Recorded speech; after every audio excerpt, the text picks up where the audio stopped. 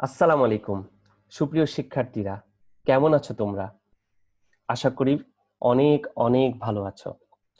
আজকে তোমাদের সামনে একটি মজার ক্লাস নিয়ে হাজির হয়েছি। আর আজকের ক্লাসটি আমি তোমাদের মাল্টিমিডিয়ার মাধ্যমে উপস্থাপন করব। আমি আশা রাখি তোমরা আজকের ক্লাসে সর্বোচ্চ সহযোগিতা করবে। তোমাদের আবারও আজকের মাল্টিমিডিয়া ক্লাসে আমি স্বাগতম জানাচ্ছি। আমি Mohammad Enamul Kabir, B Ed professional, role ৭২, শিক্ষাবর্ষ ২০২০, সরকারি টিচার্স ট্রেনিং কলেজ, চট্টগ্রাম। আজকে আমি সপ্তম শ্রেণীর বাংলাদেশ ও বিশ্ব পরিচয়ের একটি পাঠ নিয়ে আলোচনা করব। আচ্ছা, তোমরা ছবিতে কি দেখতে পাচ্ছ? হ্যাঁ, এটি একটি সাদা পায়রা।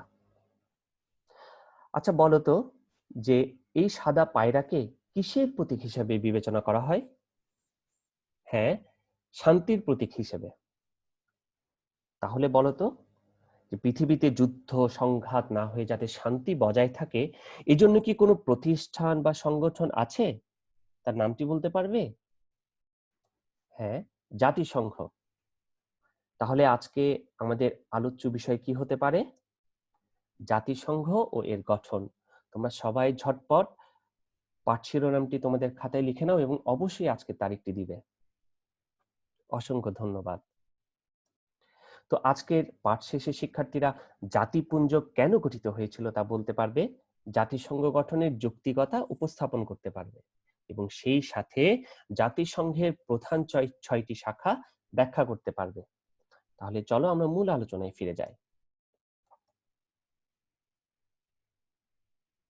বিংশ শতাব্দীর প্রথমেই ২৫ বছরের ব্যবধানে পৃথিবী দুটি বিশ্বযুদ্ধ দেখেছে। প্রথমটি কবে হয় তোমরা বলতে পারবে? প্রথমটি হয় ১৯১৪ সালে।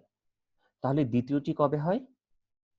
হ্যাঁ, দ্বিতীয়টি হয় ১৯৩৯ সালে। বিশ্বের বিভিন্ন দেশ এসব যুদ্ধে জড়িয়ে পড়েছিল। বিশ্বকাপ খেলায় দেখো না, যে অনেকগুলো দেশ একসাথে মিলে প্রতিযোগিতায় অংশগ্রহণ করে। বিশ্বযুদ্ধে ঠিক সেভাবে অনেকগুলো দেশ যুদ্ধে জড়িয়ে পড়েছিল। যুদ্ধ কি ভালো আসলে? না, কারণ এই যুদ্ধ ছিল মানব সভ্যতার অগ্রযাত্রায় বিরাট বাধা। আচ্ছা, মানুষ যুদ্ধ চায় না শান্তি চায়? হ্যাঁ, মানুষ শান্তি চায়। তাই তো শান্তি স্থাপন প্রক্রিয়া থেমে থাকেনি। খোঁজার চেষ্টা করা হয়েছে সেই শান্তির সাদা পায়রাটিকে। তাই তো আমরা দেখি যে প্রথম বিশ্বযুদ্ধের পর বিশ্ব শান্তি প্রতিষ্ঠার জন্য ১৯২০ সালে গঠিত হয় সম্মিলিত জাতিপুঞ্জ বা লিগ অফ নেশনস। তাহলে লিগ অফ নেশনস কবে গঠিত হয়? ১৯২০ সালে। কোন বিশ্বযুদ্ধের পর? প্রথম বিশ্বযুদ্ধের পর। আচ্ছা ধারণা করো তো, যে লিগ অফ নেশনস কি সফল হয়েছিল? না, এটি সফল হয়নি। বরং এটি বিশ্বকে একটি অশ্বডিম্ব উপহার দেয়। এটি স্থায়িত্ব লাভ করেনি। আর যেহেতু এটি স্থায়িত্ব লাভ করেনি, এর ফলে কি হলো? হ্যাঁ, এর ফলে ১৯৩৯ সালে বেঁধে গেল দ্বিতীয় বিশ্বযুদ্ধ। আর এই দ্বিতীয় বিশ্বযুদ্ধে জাপান আণবিক বোমার আঘাতে ক্ষত বিক্ষত হয়ে যায়, মারা যায় লাখ লাখ মানুষ। দ্বিতীয় বিশ্বযুদ্ধের যে ধ্বংসলীলা, এই ধ্বংসলীলা দেখে তাদের মনে দানা বাঁধে যে আসলে তো বিশ্ব শান্তি প্রতিষ্ঠা করার দরকার। তারা অনুভব করে যে মানব কল্যাণের জন্য এই যুদ্ধকে পরিহার করতেই হবে। তাই তো দরকার দেশগুলোর পারস্পরিক সহযোগিতা। দেখো, তুমি ভালো আছো মনে করো, কিন্তু তোমার প্রতিবেশী তোমাকে ভালো থাকতে দেয় না, তাহলে কি শান্তি কখনো ফিরে আসবে? না, তাহলে শান্তি কিন্তু কখনো ফিরে আসবে না। তাই সবার সহযোগিতার মাধ্যমে, সমস্ত দেশের সহযোগিতার মাধ্যমে বিশ্বে শান্তি প্রতিষ্ঠা করতে হবে। এরপর আমরা দেখি যে ফলে ১৯৪১ সাল থেকে বিশ্ব নেতৃবৃন্দ জাতিসংঘ প্রতিষ্ঠার প্রচেষ্টা হাতে নেয়। কারণ শান্তির সাদা পায়রাকে তো খুঁজে বের করতেই হবে আবারও। দেখো তো, লোকটিকে চেনো কিনা? হয়তো হতে পারে তোমার বুড়ো দাদুর সাথে মিল। না, ইনি তোমাদের কারো বুড়ো দাদু নয়। ইনি হলেন তৎকালীন ব্রিটিশ প্রধানমন্ত্রী উইনস্টন চার্চিল, অর্থাৎ যুক্তরাজ্য। হ্যাঁ, যুক্তরাজ্যের প্রধানমন্ত্রী ছিলেন তিনি, উইনস্টন চার্চিল। আরো একটি ছবি দেখায় তোমাদের। হ্যাঁ, দেখো তো, কারো কাকা বাবু কিংবা কারো টিচার কিনা? না, ইনি কারো কাকা বাবু নয়। ইনি হলেন যুক্তরাষ্ট্রের প্রেসিডেন্ট রুজভেল্ট, অর্থাৎ আমেরিকার প্রেসিডেন্ট রুজভেল্ট।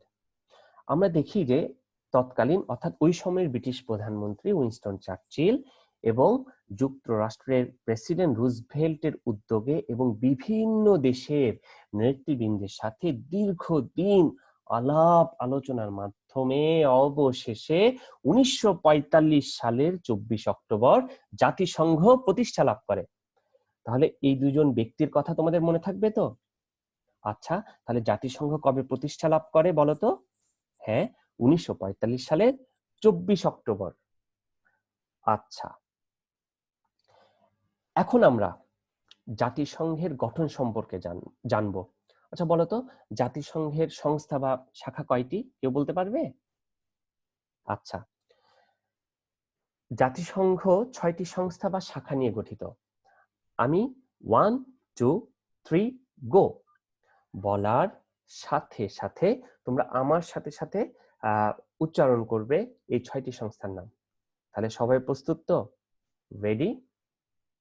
1 2 3 গো। সাধারণ পরিষদ, সচিবালয়, অথি পরিষদ, আন্তর্জাতিক আদালত, অর্থনৈতিক ও সামাজিক পরিষদ, নিরাপত্তা পরিষদ। তাহলে আবার পড়ি, সাধারণ পরিষদ, সচিবালয়, অথি পরিষদ, আন্তর্জাতিক আদালত, অর্থনৈতিক ও সামাজিক পরিষদ, নিরাপত্তা পরিষদ। তোমরা সবাই একবার মনে মনে এই সংস্থাগুলোর নাম পড়ো। ওকে, সবাইকে ধন্যবাদ। তাহলে প্রথমে আমরা কি পাই? সাধারণ পরিষদ। তোমরা কেউ সাধারণ পরিষদ সম্পর্কে বলতে পারবে? দুই একটি কথা বললেও হবে যদি জেনে থাকো। আচ্ছা, তাহলে আমি তোমাদের কিছু বলি। সেটি হলো, সাধারণ পরিষদ বিভিন্ন সদস্য শাখা নির্বাচন করে, বিভিন্ন সমস্যা নিয়ে আলোচনা করে, প্রতি বছর অন্তত একবার অধিবেশন বসে, প্রতি বছর একজন সভাপতি নির্বাচিত হন। দেখো যে সমস্যা তো অনেক, তাই না? যে এক দেশ আরেক দেশকে বলবে যে অমুক দেশ, হ্যাঁ, আমাকে এরকম চিমটি মেরেছে, ঘুষি মেরেছে, কেন? এটা একটা সমস্যা, সমাধান করা দরকার। আসেন আমরা সবাই মিলে আলোচনা করি, আলোচনার দ্বারা অনেক সমস্যার সমাধান হয়। আচ্ছা, খুবই গুরুত্বপূর্ণ একটি পরিষদ। আচ্ছা, এর পরের সংস্থার নামটি কি বলতে পারবে? আচ্ছা, দেখো তো বিল্ডিংটি পছন্দ হয় কিনা। এটি সম্ভবত স্কুল বিল্ডিং হলে খুবই ভালো হতো, ঠিক কিনা? আচ্ছা, এটি হলো সচিবালয়, জাতিসংঘের সচিবালয়। সচিবালয় সম্পর্কে দুই একটি কথা তোমরা বলো তো। হ্যাঁ, কিংবা যে জাতিসংঘের মহাসচিব, কিন্তু এখানে অফিস করেন, তার নাম।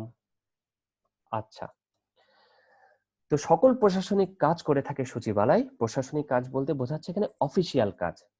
আচ্ছা, আর জাতিসংঘের বর্তমান মহাসচিব পর্তুগালের অ্যান্টোনিও গুতারেস। তাহলে তিনি কোন দেশের নাগরিক? পর্তুগালের নাগরিক। তার নাম কি? Antonio Guterres. আচ্ছা, এর পরের সংস্থার নামটি কি? হ্যাঁ, অথি পরিষদ। আচ্ছা, অথি পরিষদ সম্পর্কে কেউ একজন বলো তো, যদি জেনে থাকো। আচ্ছা, তুমি এই এই পয়েন্টগুলো একটু পড়ো জোরে জোরে, সবাই একটু শুনুক। গুড। দেখো, এখানে বলা হয়েছে যে অধিভুক্ত এলাকাসমূহ তত্ত্বাবধান করা, তারপর উপনিবেশ আমলে এর কাজ বেশি ছিল, বর্তমানে এর কাজ নেই। আসলে ব্যাপারটি কি? ব্যাপারটি হলো, দেখো বলতো যে আমরা কাদের উপনিবেশ ছিলাম? হ্যাঁ, আমরা ব্রিটিশদের উপনিবেশ ছিলাম। তেমনি ভাবে সারা বিশ্বে অনেকগুলো উপনিবেশ ছিল। আর এই উপনিবেশগুলোর স্বাধীন করা খুবই দরকার ছিল, অর্থাৎ তাদেরকে স্বাধীন করে তাদেরকে ক্ষমতা হস্তান্তর করা। তো আমরা দেখি যে এখন তো আর সেই ধরনের উপনিবেশ নেই। আর যেহেতু নেই, সুতরাং এদের কাজও নেই। তাই বর্তমানে এদের কাজ নেই বললেই চলে। শান্তির পায়রা তো উড়ে গেল? না, হ্যাঁ, আছে, আমাদের সবার মাঝেই আছে। বলতো এর পরের সংস্থার নাম কি? হ্যাঁ, তোমরা ঠিক বলেছ, আন্তর্জাতিক আদালত। আদালতে মানুষ কেন যায়? অর্থাৎ অধিকার ক্ষুণ্ণ হলে, তাই তো? হ্যাঁ, তেমনি ভাবে কোন রাষ্ট্র যদি মনে করে যে তার অধিকার ক্ষুণ্ণ হয়েছে, সে ইচ্ছা করলে এই আন্তর্জাতিক আদালতে যেতে পারে। চলো আন্তর্জাতিক আদালত সম্পর্কে কিছু জানি। যে সদস্য রাষ্ট্রগুলোর মধ্যে সীমানা বিরোধ সহ যে কোনো বিরোধ মীমাংসা করা এর কাজ। সীমান্ত বিরোধ, তাই না?